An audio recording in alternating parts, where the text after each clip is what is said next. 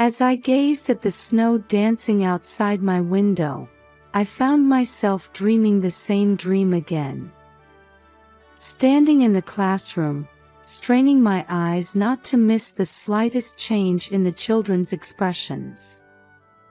The intuition I developed during my 30 years of teaching still lives on within me, even after retirement. "Good morning, Mrs. Mary." Children's voices echo through the quiet residential street on their way to school. My figure waving from the window of my single-person home probably hasn't changed from years ago.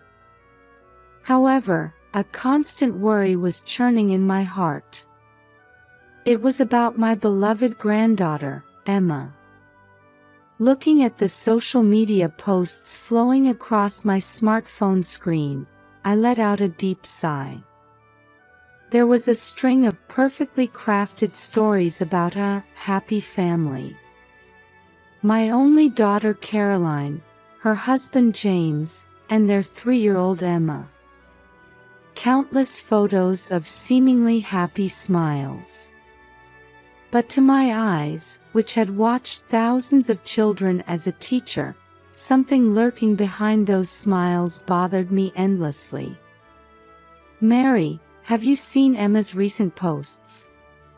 Sarah Johnson's voice trembled slightly on the other end of the phone.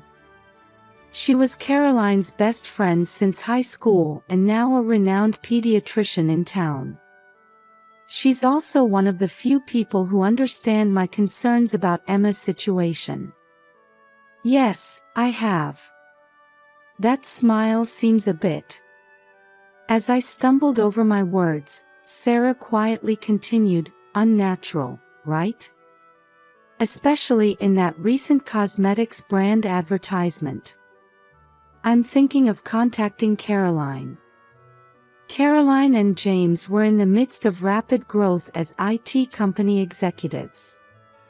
Since a major investment 2 years ago, their lives had changed dramatically. In particular, social media presence had become a crucial PR strategy, and they became obsessed with crafting an image of the perfect family. Emma had been a social media star since birth.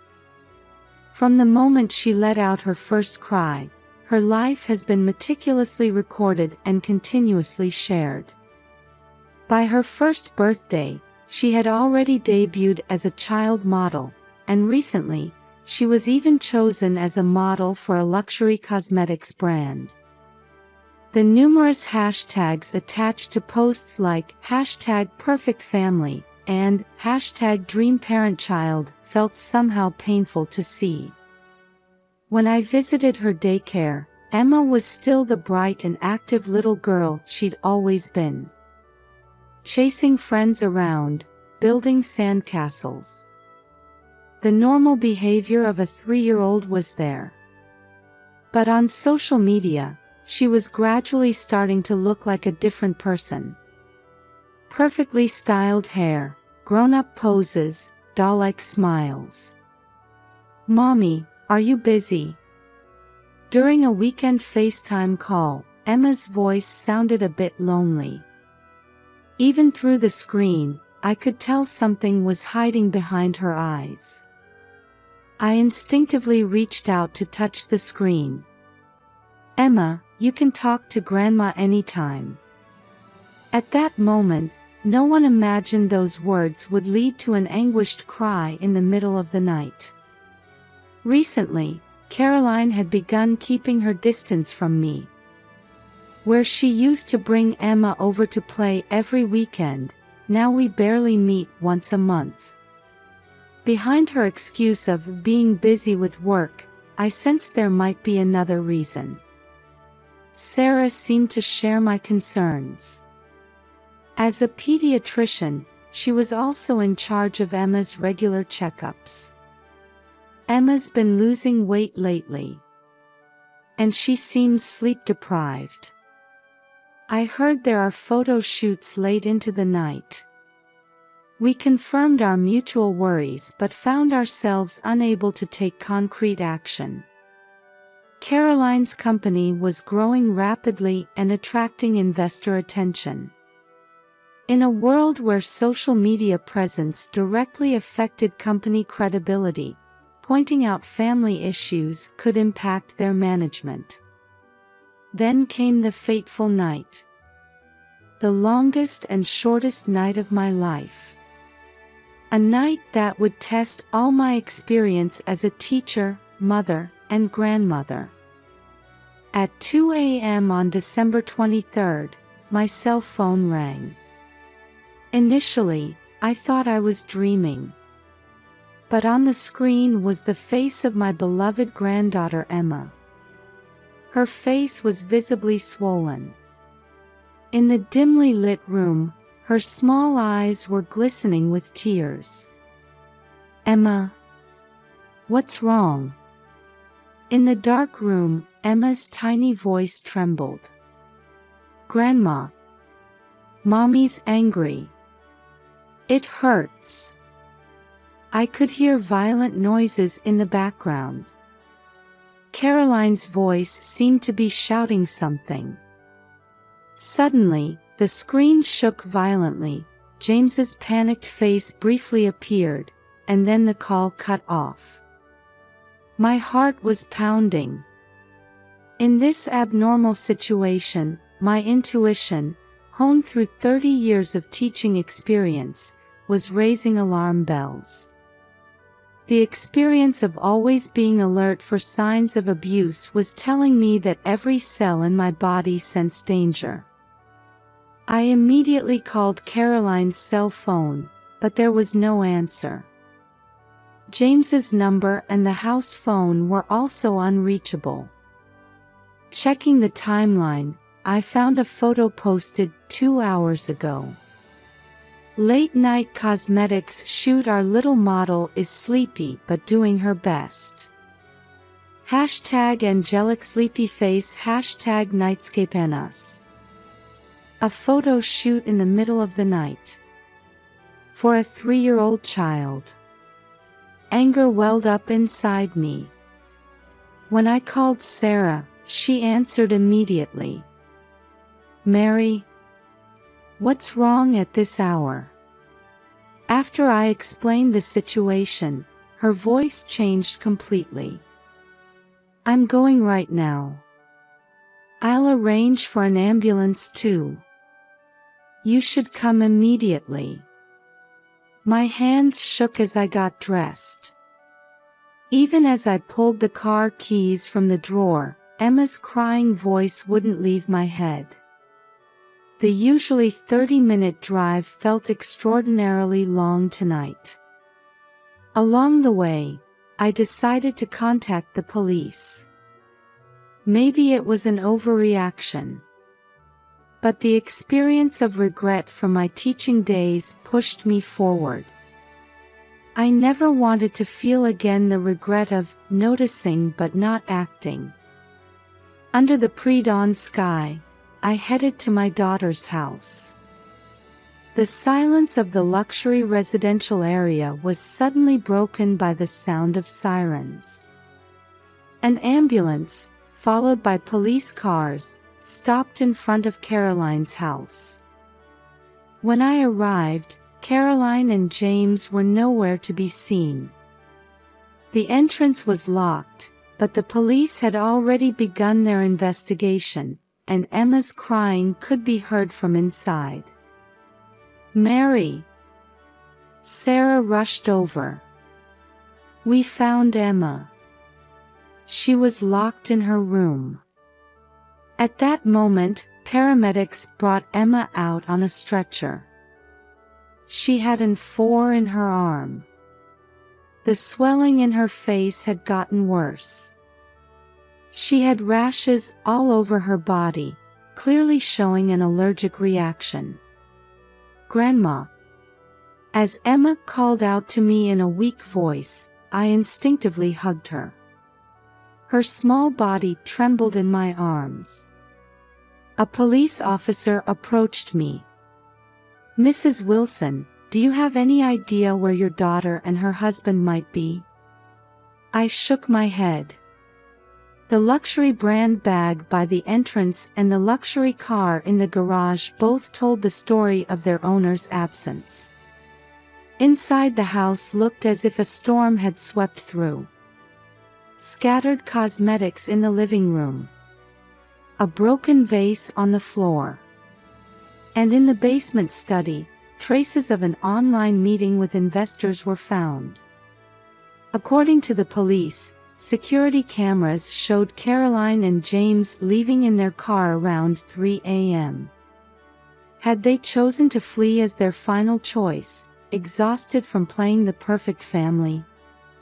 It was a night with important meetings with Asian investors. Martha, the housekeeper, was telling the police. A $50 million investment decision was due tomorrow, and they were in meetings until late. Under the dawn light slowly filtering in, the ambulance headed to the hospital with Emma. Sarah and I followed. Looking back, this was the moment our battle began. A battle to reclaim the true bonds of family that were nearly lost in the illusion of social media. And I understood. Behind this incident lay the distorted values created by modern society. The portrayal of a perfect family on social media. Company value directly linked to investors' evaluations. And the essence of being human, lost amid that pressure. As the ambulance siren echoed through the quiet morning streets, I made a firm vow. No matter the cost, I would protect Emma and our family. The pediatric ward at Central Hospital is usually a place filled with children's laughter. Walls decorated with storybook characters. Colorful chairs lining the hallways. Everything designed to encourage young patients. But this morning, a heavy atmosphere dominated the building. The cause of the allergic reaction was adult cosmetics, Sarah said grimly, reviewing the test results in the examination room. The fluorescent light highlighted her tired expression. It was detected in multiple areas of her skin. And these are high-end brand new products. Test samples that haven't been released to the public yet. I caught my breath. The social media post from last night flashed through my mind. The late-night photo shoot. Emma's photo smiling with a sleepy expression. It hurt to imagine what had been happening behind the scenes. That's not all, Sarah continued, lowering her voice. Her hand trembled slightly as she turned the medical records. There are old bruises all over her body. Concentrated especially on her back and arms. All in places that wouldn't show up on camera. And she took a deep breath before continuing. There are clear signs of sleep deprivation. She shows abnormal levels of fatigue for a 3-year-old. From the examination room window, I could see the hospital courtyard. There, children of the same age were playing with nurses. Emma should have been able to spend her time just being a child like that. In the hallway, Child Protection Service workers were talking in hushed voices. Emma's temporary protection had already been decided. Since morning, various experts had been gathering at the hospital. Mrs. Mary, a young female worker, approached me. Her name tag read, Elizabeth Collins. We've received the report from the daycare. There were several concerns about Emma's recent behavior. The report Elizabeth handed me chronicled Emma's changes in chronological order. When she suddenly became introverted. The day she started leaving her lunch uneaten. and how she began refusing to be photographed at daycare events, saying, "Mommy will be angry." The teacher had reported these changes to the director.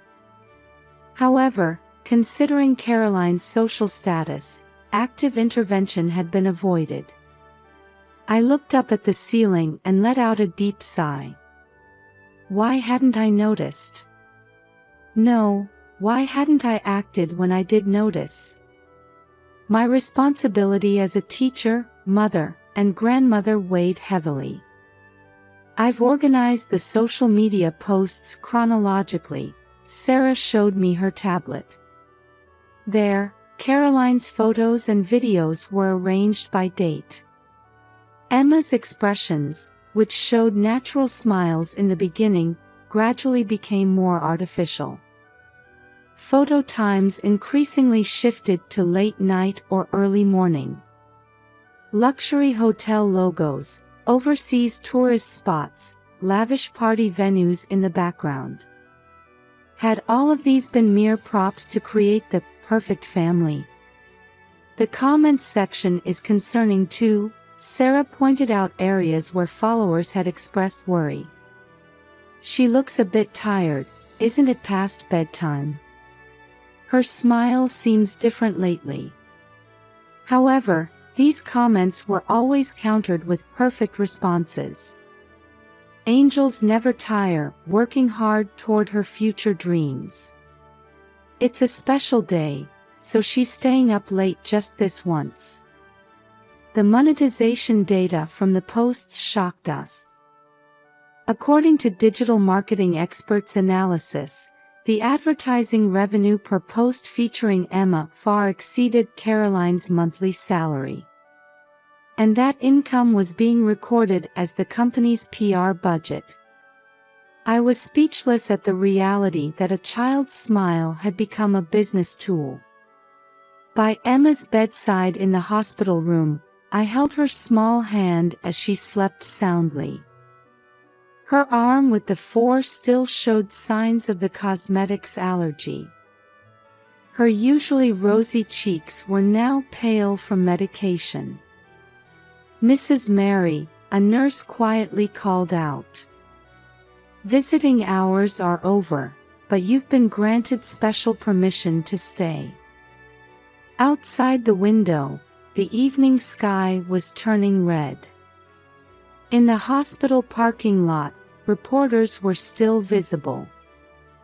This incident had created significant social ripples about children's rights in the social media era. "Grandma." Emma woke up. There were no more tears in her eyes. Only a mix of deep fatigue and relief. Her expression as she looked at the 4 showed a maturity beyond her years. "Are Mommy and Daddy not coming back?" I stumbled over how to answer that question. How do you explain this to a 3-year-old? How do you help them understand parental love and its distorted expression? Outside the window, camera flashes from reporters began lighting up the hospital parking lot. This story was just beginning. The pursuit of truth, the healing of wounded hearts, and the long journey to restore lost family bonds awaited us. The police interrogation room was smaller than I had imagined. Gray walls and a simple desk. A security camera quietly blinked in the corner. The late-night meeting with important investors. That was the trigger for everything. Martha, the housekeeper, continued her testimony with a trembling voice. Her eyes remained fixed on a point on the desk. It was a late-night conference due to the time difference with Asian investors. We had to adjust to Singapore time. Martha took a deep breath. A $50 million investment decision was due the next day, and the company's survival depended on it. The interrogator quietly moved his pen across the paper. The room's atmosphere grew heavier. That night, Caroline was particularly tense. She believed that the perfect family image would be crucial for the investment. They planned to use a video with Emma as the centerpiece of the presentation. Martha's testimony gradually approached the core of the matter. A new cosmetics line announcement was being prepared, with plans to make Emma the image model. But her voice broke off. Emma became ill during that shoot. They were filming a video for investors using the new cosmetics. But Emma's skin suddenly turned red. Caroline, panicked, scolded Emma. A mother desperately trying to fix the makeup. An agitated father. And in the midst of the chaos, Emma called me for help. The iPad was usually strictly controlled, Martha continued. But that night, in all the chaos, it was left where Emma could reach it. The police investigation progressed rapidly. Security cameras at a private airport captured Caroline and James's final appearance. Footage showed them boarding a private jet that had been prepared for investor meetings. With passports and cash in hand, they disappeared overseas, seemingly fleeing from media scrutiny. When they heard the ambulance sirens, they completely lost their composure. Martha's voice trembled again. The investment presentation's cancellation became certain, and rumors of stock price collapse began circulating. New evidence kept flowing into the investigation headquarters. Social media posting history. Metadata showing late-night photo shoots. And numerous deleted videos discovered on Emma's mobile device. Records of tears shed behind the smiles. 72 hours after the international warrant was issued, Caroline and James turned themselves in at Singapore airport. "We sought too much perfection," Caroline testified during police questioning. Her eyes were heavy with exhaustion and regret. The company's growth, investors' expectations, social media evaluations, everything backed us into a corner. Before we knew it, we were treating our own daughter like a mere commodity. The court proceedings attracted social attention. As the daycare's reports were read aloud, specific evidence of Emma's changes was revealed one after another. Sarah's medical findings also coldly demonstrated the reality of abuse. However, the most moving testimony came from Emma herself. During a video-linked hearing, attended by a child psychologist, she said, "I love Mommy and Daddy. But Mommy and Daddy in front of the camera, they were scary." The courtroom fell silent at these words. The judge's eyes appeared to moisten slightly. The verdict was more lenient than expected. The judge positioned them as victims of modern society's distorted values. SNS addiction and work pressure were recognized as factors that had driven them to this point. With participation in rehabilitation programs as a condition, prison sentences were suspended, and instead, the following conditions were imposed. Temporary transfer of Emma's custody to me.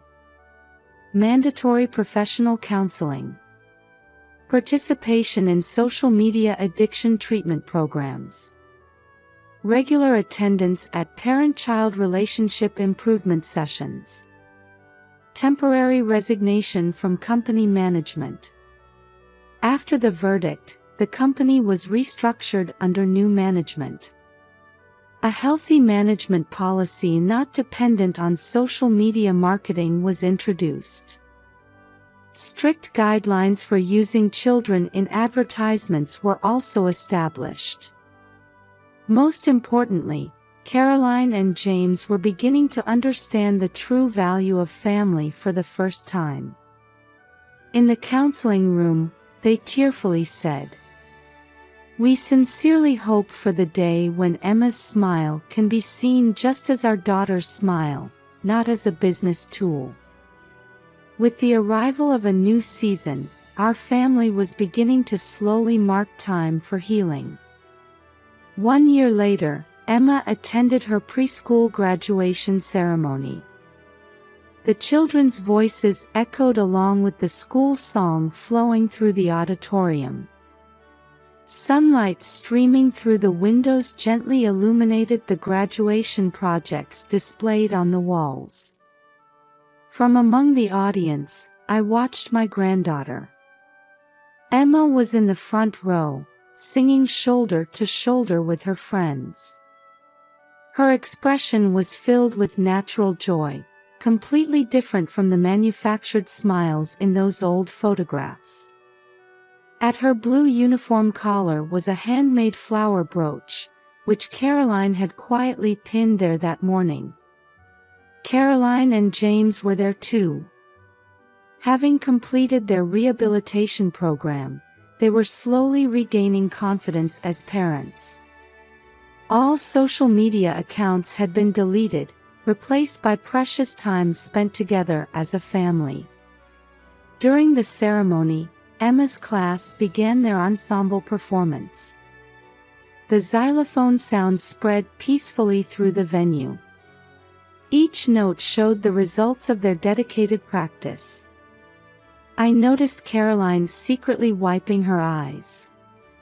Looking back, this year has been a time of learning for all of us. In the rehabilitation program, Caroline confronted her own childhood. She realized how she had unconsciously imposed on Emma the same values of perfectionism that she had been raised with. Through dialogues with counselors, she gradually learned to forgive herself. James changed too. He temporarily stepped away from company management, prioritizing family time instead. He plays with Emma in the park on weekends and makes sure to eat dinner together on weekdays. He no longer carries a camera, just cherishing the moments right in front of him. Mary, Sarah approached me after the ceremony. Though not in her white coat, she maintained her dignified presence as a physician. Emma's latest test results are perfect. Her emotional wounds are healing bit by bit too. At Sarah's clinic now, regular study sessions are held for parents about the relationship between social media and child rearing. Emma's case had sounded a significant alarm bell for modern society. Children's smiles aren't business tools. They're just treasures. When Caroline spoke these words at a recent study session, many participants were moved to tears. Her words carried the weight that only someone with experience could convey. "Grandma." Emma came running over. In her hands was a handmade flower crown. "We all made this together. The teacher helped us." Each tiny petal carried messages from her friends. "Love you, Emma. Always keep smiling." The sincere feelings of children were packed into it. Caroline approached shyly. "Mom, we'd like to celebrate at home today. I made Emma's favorite cake." The tears in her eyes no longer held regret. Instead, they contained the light of new hope. "Of course," I answered. "Let's celebrate together." On the way home, Emma held both my hand and Caroline's as we walked. The spring sunlight cast our shadows on the ground. No more camera flashes. just peaceful everyday life. Hey, Emma suddenly stopped. I'm happy. At those words, we instinctively looked at each other. The true bonds that had almost been lost beyond social media were now definitely here. When we got home, James had prepared homemade pizza dough. Emma's favorite toppings were colorfully arranged.